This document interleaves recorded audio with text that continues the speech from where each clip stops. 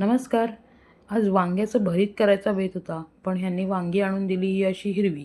मग काय त्याच्या जाड्या-जाड्या फोडी केल्या, थोडे बटाटे उभे चिरले आणि मग भरिताचंच वाटण केलं मी.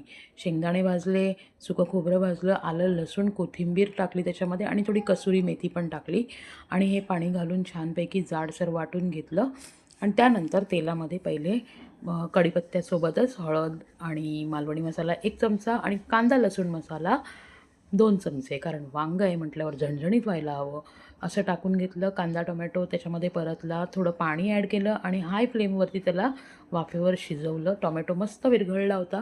त्यानंतर मग वांगे बटाट्याच्या फोडी त्याच्यामध्ये ॲड केल्या, सारखं बरं परतलं, सगळीकडे मसाला लागला.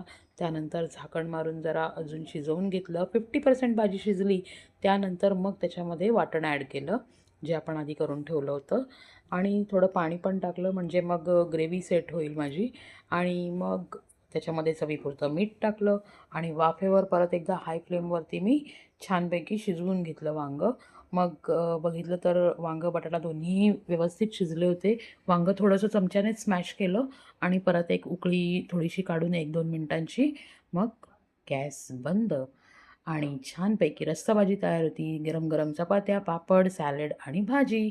Enjoy. Thank you so much.